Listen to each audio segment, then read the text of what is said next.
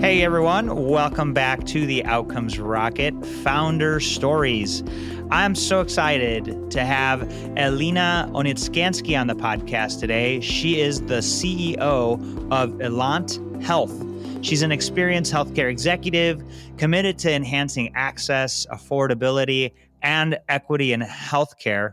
She's very focused on value-based center of excellence for obesity and cardiometabolic health. They've been recognized as a top vendor in the space. She's held a lot of different roles across different companies, including Chief Growth Officer at Help at Home, as well as served at McKinsey. Welcome to the podcast, Elina. So grateful you could join us. Thanks, all. Happy to be here. Yeah. And look, guys, I keep up with stuff on LinkedIn, and Alina's one of those people that she's just so thoughtful in the stuff she puts out there. And so I discovered her just through my feed and the work that she's doing. So I'm excited to have her here to talk about the work that she and her company are up to. So Elina, before we dive into Ilant, tell us a little bit about you. What is it that got you into the business of healthcare, and why do you do what you do? Yeah, look, I think I got into healthcare partially because I think it's one of those areas like we have to solve, right? I think if we don't solve, and look, what solve means can vary, but if we do not address sort of the quality, the access, the financial cost of healthcare, it's hard to imagine anything else in the country working, right? Like healthcare is now about 20% of GDP, maybe a little bit lower. We still do not have great life expectancy. We have health inequity issues. I mean, 50% of the country has obesity, nearly 70% has overweight or obesity. That affects health, that affects life expectancy, that affects productivity, that affects our ability to like literally sustain our armed forces. And I think there's so many areas that healthcare touches. So for me, I jokingly say I felt like it was an area that was ripe for innovation because it is so still messed up.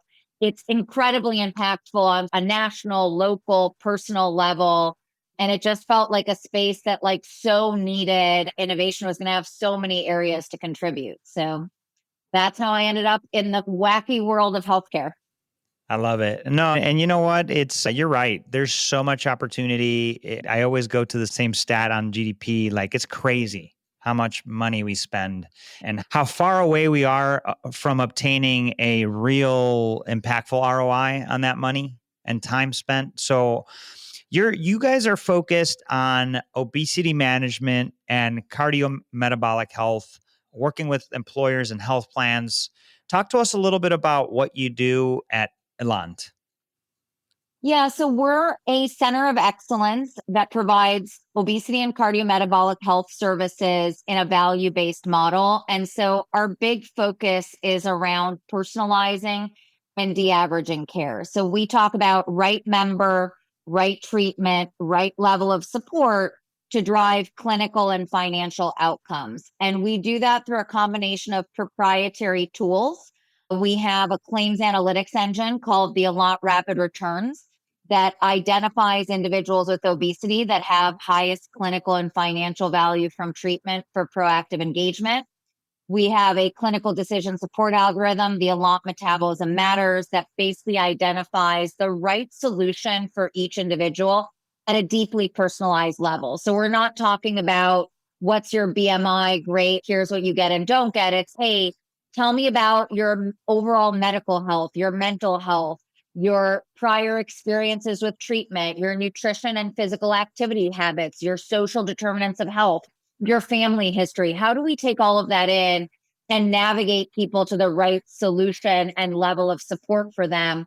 And then we really focus on driving outcomes for each individual with a combination of high-touch clinical care and technology-based support. So every member on our program gets help with, from an obesity medicine physician, a registered dietitian, a mental health clinician. We have a peer navigator that provides care concierge support.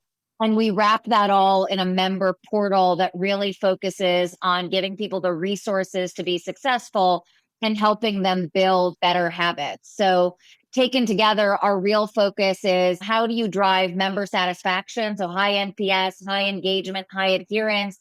How do you drive clinical outcomes, right? get people, reduce the prevalence of diabetes, get people's high blood pressure down into the normal range. And then also, how do you drive financial value from that, right? Obesity contributes to so many conditions that are so costly, right? Find me an employer health plan that doesn't have one of at least diabetes, cardiovascular disease, and musculoskeletal issues, to name a few, as top cost centers. Let's go and address sort of the causes of that, bring the cost down, and really transform value in the system. So that's what we do. I love it. I love it. And so there's an engine that helps you really identify where the biggest risks are, those members that could benefit most from treatment. You match those members with treatment, and then you help them stay engaged through the treatment journey for the best outcomes. Did I get that right? Exactly right. Okay, cool. So then you're working with health plans. Are you guys mainly focused on sort of ACO work, Medicare Advantage, Medicare, Medicaid? Where are you focused? It's a health equity issue. So we deeply believe while a lot of focus on treatment has been in the commercial space, we're actually also really committed to Medicaid and Medicare. So we do self-funded commercial, we do commercial fully insured, we do Medicaid, and we do Medicare. I will say, based on the market feedback right now, most of our business is in either Medicaid or commercial. I've actually been interested that Medicare has been one of the last areas to really think about obesity and cardiometabolic health. But I hope that changes, because obviously many cardiometabolic diseases are progressive. So frankly, the older you get, the more that you have that disease. But I don't know that we've seen the focus from MAPD on this area that we've seen in the commercial space or even in the Medicaid space. Hmm. Fascinating. So self-funded insurance employers and I guess commercial is where you're seeing most traction. So we see a lot in self-funded employers. We're also actually seeing a lot of interest in Medicaid, which I'm excited to see. Oh, and Medicaid too? Yeah, because Cool. look, obesity it very much is a health equity issue. If you pick anything where there is health inequity, there is more obesity, right? So rural, lower socioeconomic, Black and brown, like basically pick any sort of area that we said, gosh, there's health inequity in that category, you see more obesity there. Fascinating. And are you guys partnering with any ACOs or networks and things like that? Because it seems really cool what you guys are doing, the tech. Yeah, so we haven't partnered with ACOs yet. That may be just from my end, like knowing how to engage those folks. We've largely focused on health plan side and on employers. I think maybe partially it's also because ACOs do tend to be more Medicare focused. And as I mentioned, I think that's a little behind Yeah. others in terms of their focus in this area. Makes a lot of sense. Yeah, it makes a lot of sense. Well, very interesting, Elina. And so when you think about what you guys do differently in the marketplace, your unique selling proposition here in this space, what would you highlight? I mean, you did a beautiful job of the algorithm and I think the metabolism matters thing you called out. But what is it that you would say is the thing that most allows you to stand out as a performer in this space? Yeah, so I would say it's probably two things. And both, it really comes from our focus on personalization. So I think I mentioned 50% of the country has obesity, 70% has obesity or overweight. And yet most solutions out there basically say the solution to obesity is X, right? And in the current world, it's like, I like to group people in two camps, GLP-1s for all or GLP-1s for none. So either you're like, my goal in life is like to get as many people on Oh my GLPs, gosh. or like GLPs are like the worst thing ever and we should just do like other things. And I'm being a little bit facetious, obviously, but I do think there's just this very strong approach that there's a solution. And I deeply believe in personalization of care. And by the way, personalization, not just should you get a GLP or another anti-obesity medication or bariatric surgery or focus on intensive behavioral therapy, but personalization and how we support people, right? I think there's food as medicine I'm excited about, because I do think we need better access to care, but a lot of food as medicine I think can very easily transition into judgmental. These are good foods, these are bad foods, going back to a more like diet-based judgment culture. We're actually really focused on how do we help you from where you are? Do you have family foods that you like to eat? Like, how do we adjust to you? To me, like the really crux of what we do is personalization. It's meeting people where they are in terms of their health, in terms of their prior experience, in terms of their culture, in terms of their preferences, and really helping them be successful.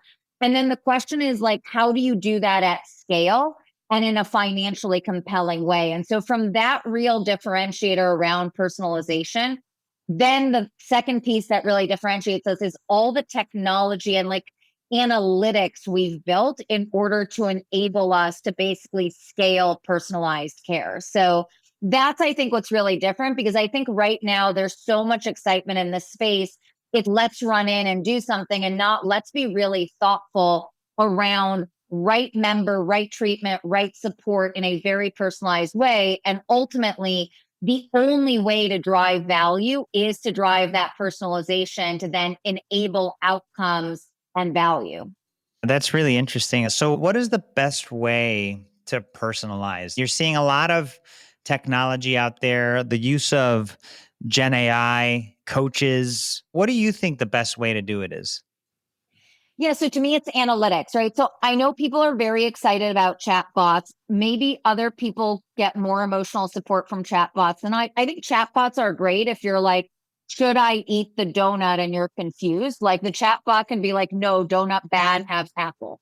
But the reality is, very few people are confused if the donut's bad or the apple's like, again, I'm being facetious. Yes, like sometimes people don't realize that the yogurt parfait actually is with sweetened yolk. Fine. Like I'll give all that. But ultimately, what we're talking about is often like helping people understand what's going on with their bodies, right? So, what is actually going to work for them. And then also helping them make decisions like, should I get up at 6 a.m. and go do my strength training workout? Like, I personally don't know that a chatbot's going to get me there. And so Mm. I think to me, what we need to do is really focus on technology that enables that personalization, that can analyze, who are going to be the responders and non-responders on treatment, who's going to do really well on Kisimia versus Wegovy, et cetera. And then combine that technology with the human touch needed to get people, A, to believe that a solution will work for them, and B, to help make some of those changes alongside that sort of more medical solution. So that's how we think about, you want to integrate technology, but I would say similar to my like GLP-1s for all, GLP-1s for none, I don't think that Gen AI is going to take the place of humans. I do think we can use AI to make humans more efficient and give them more time to support other people. So we think about, how do we save time for our doctors so they can spend more time with our members? How do Hmm. we enable our peer coaches to really identify the things that are most meaningful to that person? That's where technology is really good. But I actually believe that last mile is a human. Unless a robot starts poking me at 6 a.m., telling me to get out of bed, like barring that, I think a human is the one where you're like, hey, yeah, let's buddy up and go together. So that's how I think about the combo of technology and human support. Love it. I like your approach, Alina, on taking a look at the data, the analytics to really inform where points of intervention or messaging or programs would be most successful. Like, where can I invest time, effort, programs, money to maximize my success, right? Yeah. And again, that has to be on a super individualized level, right? So we want to personalize the treatment we use, but even like, when do you check in with someone? Like, I might be someone who's, hey, I'm super good on my own, just check in with me occasionally. Someone else may need more support. Hey, someone else may find Thanksgiving really challenging. Like, how do you think about using data both to get people on right treatment, but also really understand like when they need that sort of higher level of touch, higher level of support? Yeah. Yeah. And is it surveys? Is it like just baked into the flow to understand those things? Yeah, so I would say on understanding members, we do basically have folks sort of tracking, right? So we're tracking weight, we're tracking activity, we're tracking sort of experience. And certainly sometimes people tell us when they need help. That's great. But Yeah. sometimes people don't tell you. But what you can do is, as you study the data, you can see that certain things predict that in the next month, someone maybe engages less or they struggle a little bit more. And then those become really powerful sort of data points to say, gosh, next time someone has X pattern, I know I want to engage ahead of an issue, right? To make them more successful. Yeah. No, I love it. Thanks for that, Alina. All right. I want to highlight some of the work you guys have done prepping for our time together. I looked at your site. You guys have done quite a bit of research around obesity. You've got the financial costs of obesity treatment, the obesity medical impact, obesity exclusive insights. Tell us about all this work you're doing. Yeah, so I would say this really relates to this concept of driving value and personalizing care. What I say to everyone is like every element of our model, like everything we do, from what does our care team look like, to how are we targeting individuals, to how are we matching them to treatment, to like literally how are we supporting them, what check-ins do we require. Every element of our program is based in evidence. So what has worked in the past, what has driven outcomes, what do we know makes people more successful? And so we've really focused on diving deep around all of those dimensions so that we really are bringing value to our members and to our customers. That's awesome. Folks, I'm going to link up in the site Ilant Health's white papers. I think you're going to want to check those out. Lots of cool information there. A very thoughtful approach to the model that Elina and her team have built here. Okay, so make sure you check those out in the show notes. We learn a lot more from our mistakes and setbacks than our successes. Tell us about one of the setbacks you guys have had and a key learning that's come out of that. So we're in what would be termed B2C, right? So we sell to Mhm. businesses and then we engage The end employees consumer. or members within that. And look, I think the nature of B2B business is it's like a 0 or 1, right? So like you do a bunch of sales and it either doesn't work or it does work. And it's a very like bimodal distribution.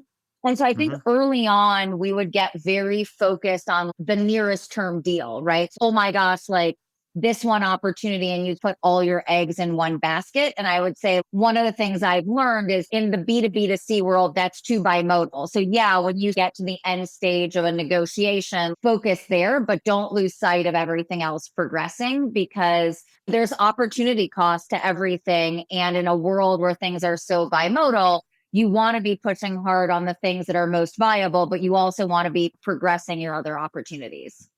Well said. Well said. I love that. Yeah. And there's definitely a level of maturity that takes to really highlight that. It could be complex to run an organization, take care of the revenue, take care of the team, and make sure that everything's flowing smoothly quarter over quarter. So I love that. That's a really great insight, Alina. Okay, we're here. We're at the end. I wish we had more time. I knew our interview would be great.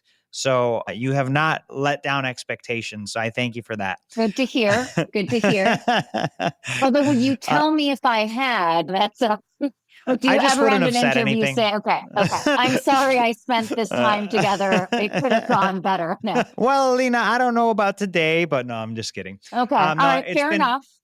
no, it's been great. Really appreciate what you do and what your team does on this very big problem.